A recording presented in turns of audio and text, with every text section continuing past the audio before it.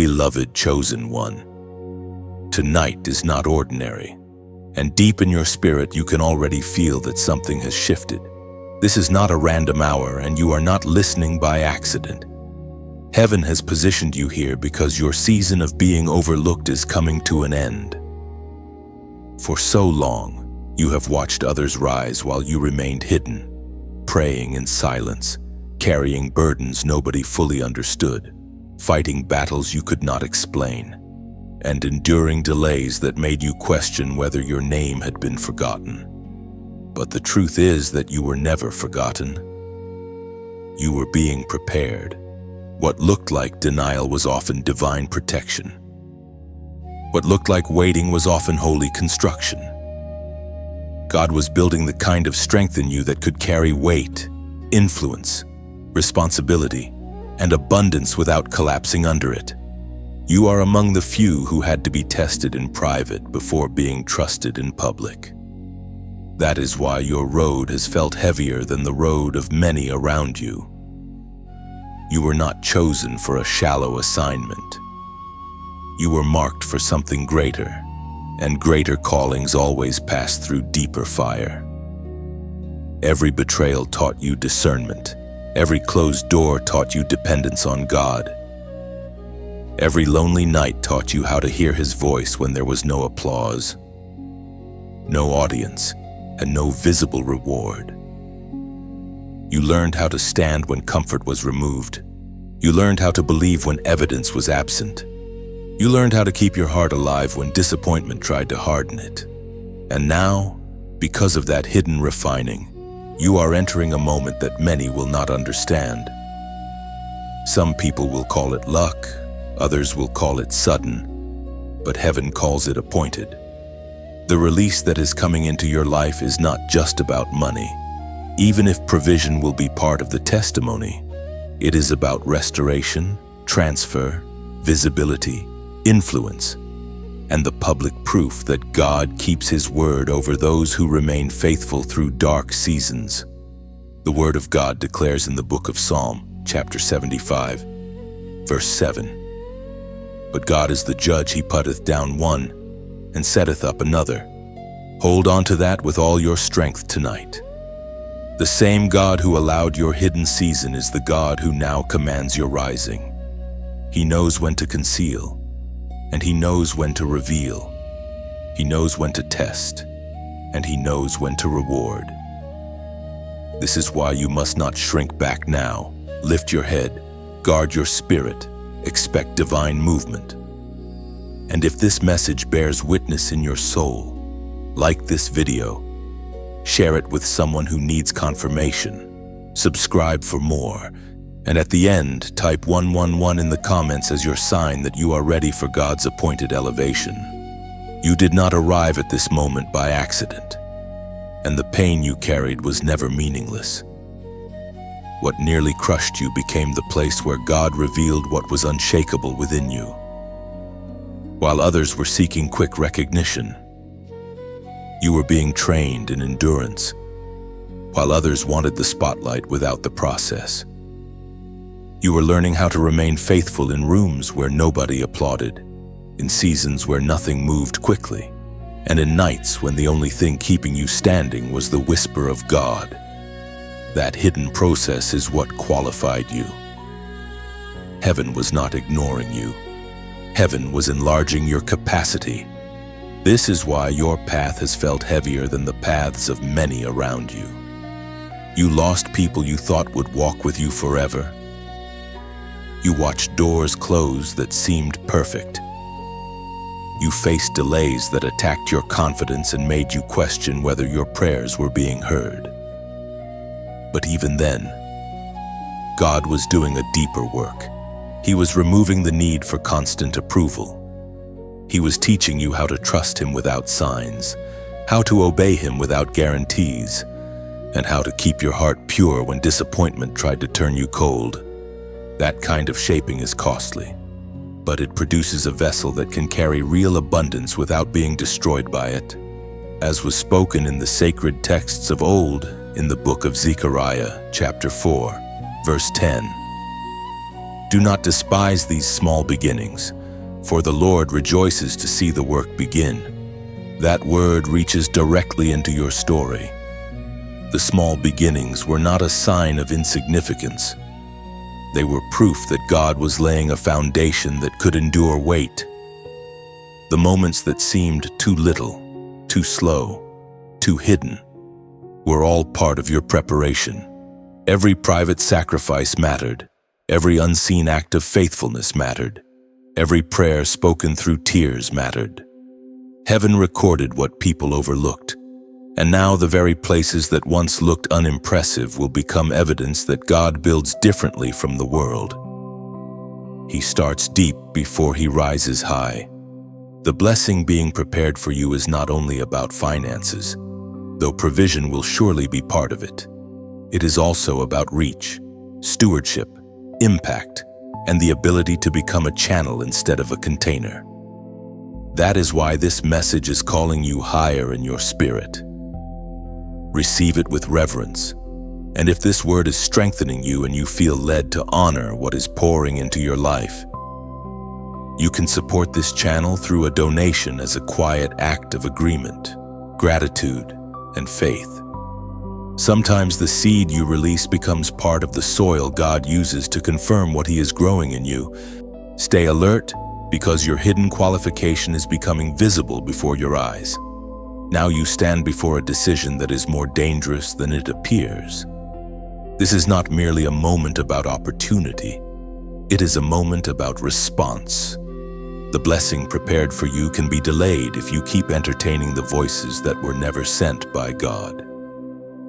Doubt has a way of sounding reasonable when you are tired.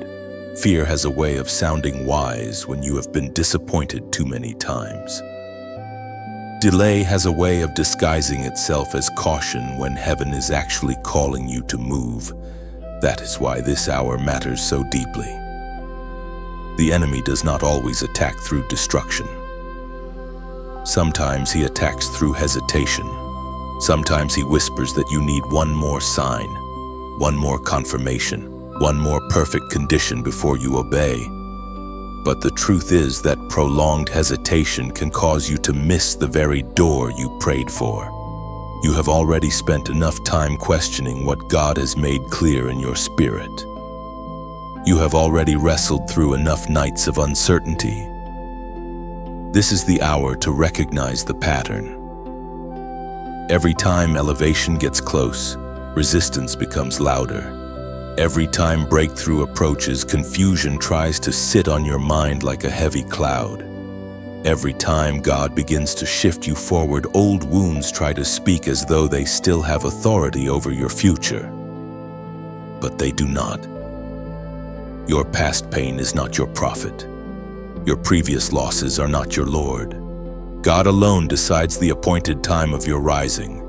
And when He says move, your safety is found in obedience, not in delay. The Spirit spoke through the prophet Jeremiah, chapter 1, verse 12, I am watching over my word to perform it. That means God does not speak casually over your life. He does not release a promise and then forget it. He watches over what He has declared, and He moves with precision. Your part is not to control the outcome. Your part is to stay aligned when pressure rises. Refuse the temptation to retreat into old thinking. Refuse the urge to disqualify yourself because of how long the road has been. The road was long because the assignment is weighty. The process was intense because the transfer is serious. This is why you must guard your response tonight. A wrong reaction can delay what a faithful posture would receive. So plant your feet in faith. Let your spirit answer heaven with agreement. And if this word is confirming what God has already been pressing on your heart, write "I stand ready" in the comments. Let that be your public act of alignment, your declaration that hesitation will not rule you, and your witness that when God opens the door, you will not shrink back from it. This is the part where alignment becomes visible, not through noise, but through disciplined obedience. The promise over your life does not unfold through emotion alone. It unfolds through surrender, clarity, restraint, and the willingness to move when God says move and to remain still when God says wait. Many people want divine increase, yet few understand that increase demands order. The blessing cannot be sustained by a scattered mind, a divided heart, or an undisciplined spirit. That is why this phase is not only about receiving, it is about becoming the kind of person who can carry what heaven releases without misusing it, worshiping it, or losing peace because of it. You are being called into a sharper posture now. That means leaving behind patterns that drained your strength. That means closing doors that kept your spirit confused. That means refusing conversations that fed fear more than faith. Alignment is not dramatic from the outside, but in the unseen realm it changes everything. Every act of obedience sends a signal. Every decision to choose peace over panic, purity over compromise, and faith over self-sabotage builds a life that can hold greater authority. God is not only opening your hands to receive, He is training your inner life to remain steady once the increase arrives. Heaven speaks clearly through the words in Deuteronomy, chapter 28, verse 12. The Lord shall open unto thee his good treasure, the heaven to give the rain unto thy land in his season, and to bless all the work of thine hand. That word reveals both gift and responsibility. God opens the treasure, but He also blesses the work of your hand. In other words, divine favor does not cancel obedience, it deepens it. You are not being called to passively wait for miracles while ignoring the habits, decisions, and structures that support them. You are being invited into partnership. What God sends from heaven must meet a vessel on earth that is prepared to honor it. That is why your discernment matters now. Your time matters now. Your private choices matter now. The future you prayed for will be shaped not only by prophetic promises but by daily alignment. So let this moment refine you further. Let it strip away every excuse that once kept you half committed. Let it silence the inner instability that made you doubt your capacity. You are not being led into increase to prove something to people.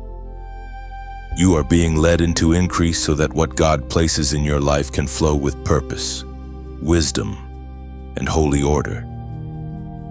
This is where obedience becomes the bridge between prophecy and manifestation. This is where your spirit matures enough to handle what your prayers have been asking for. And as your steps come into alignment, what once seemed distant begins to move toward you with unmistakable force and perfect timing now. And now you come into the final stretch of this word, where the blessing is no longer something distant in the atmosphere, but something you must learn to walk in with steadiness, wisdom, and holy confidence. This is where many chosen ones hesitate, not because they are unworthy, but because the size of the promise feels almost too great to believe. Yet this is exactly why God had to shape you in secret before bringing you into increase. He knew that if the reward arrived before the refining, it could have crushed you. But now you are stronger. Now you are clearer. Now you are no longer the same person who once begged for scraps from people who could never recognize your value. You have been brought through enough fire to know that what God gives cannot be compared to what the world withholds. The wealth, influence, and authority connected to your calling are not being released for vanity. They are being released for assignment. What is coming to you has purpose attached to it. It will bless you. Yes, but it will also reach beyond you. It will open doors for others. It will establish proof that obedience is never wasted. It will silence voices that mocked your process. It will become visible evidence that God still lifts people from hidden places and seats them where they never could have placed themselves by human effort alone. This is why you must walk forward without apology. Do not reduce the promise just to make other people comfortable. Do not speak small because others are intimidated by the scale of what God has spoken over your life. The apostle reminds us in his letter to the Corinthians, chapter 2, verse 9. Eye hath not seen, nor ear heard, neither have entered into the heart of man, the things which God hath prepared for them that love him. Receive that deeply tonight. What God has prepared for you is beyond the limits of your previous imagination. It is larger than your fear, stronger than your history, and holier than your old assumptions about what was possible. You are not stepping into fantasy. You are stepping into prepared territory. And because it is prepared by God, it carries provision, timing, and protection within it. Your task now is to remain faithful, humble, and bold enough to receive without sabotaging what heaven is placing in your hands. So lift your spirit and let your heart come into full agreement with this moment. The season of shrinking is ending. The season of hiddenness is breaking. The season of divine release is here, and you are being invited to walk in it with unwavering faith.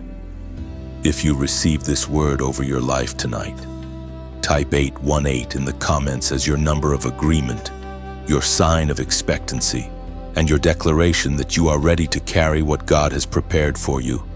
Some messages do not end when the final word is spoken. They remain like a lantern glowing in a window, guiding the weary heart back toward hope.